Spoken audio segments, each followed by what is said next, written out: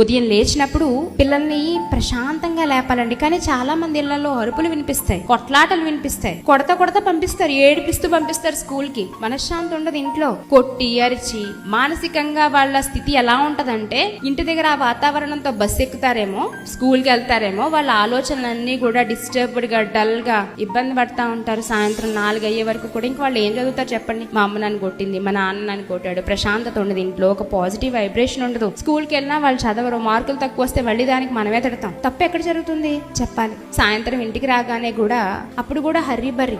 అలాగే వాళ్ళ పని వాళ్ళ హోంవర్క్లు వాళ్ళు చేసుకోవాలి, మన పని మనం చేసుకోవాలి కదా. పడుకునేటప్పుడు ఏదో ఒక ఫోన్ ఇచ్చేయడమో ఏదో ఒకటి చేసేయడం, వాళ్ళని పడుకోబెట్టేయడం, ఇది రెగ్యులర్ గా సమాజంలో జరుగుతుందండి. ఉదయాన్నే నిద్ర లేవగానే ప్రశాంతంగా వాళ్ళని నిద్ర లేపండి. ప్రశాంతమైన ఆలోచనలోనికి వాళ్ళని తీసుకెళ్ళండి. ప్రార్థనతో ప్రారంభించండి. ఆ రోజు ఎలా డిజైన్ చేసుకోవాలో ముందు రోజు రాత్రే వాళ్ళకి చెప్పండి. ఈ రోజు ఇలా ప్లాన్ చేసుకున్నాను నాన్న, రేపు ఈ పని చేయొద్దు కానీ చెప్పండి. ముందు రోజు ప్రిపేర్డ్ గా ఉంచండి. ఉదయాన్నే నిద్ర లేవగానే ప్రేయర్ చేసి ఆ స్కెడ్యూల్ అంతా మరలా ఒకసారి గుర్తు చేయండి. హోంవర్క్స్ అన్ని చూసుకోవడం, ఆ బాధ్యత అన్ని చూసుకున్న తర్వాత చక్కగా స్కూల్కి నవ్వుతూ సాగనంపండి. వీ డోంట్ నో వాళ్ళు తిరిగి ఇంటికి వస్తారో లేదో కూడా మనకు తెలియదు. ఎందుకంటే జీవితం క్షణంలో ఆవిరైపోద్ది. మనం మళ్ళీ వాళ్ళని చూస్తామో లేదో మనకి తెలీదు, వాళ్ళు మనల్ని చూస్తారో లేదో మనకు తెలియదు. చాలా మంది జీవితాల్లో ఇలాంటి రోజులు ఉండుంటాయి కదా. కాబట్టి ప్రశాంతంగా పంపించండి.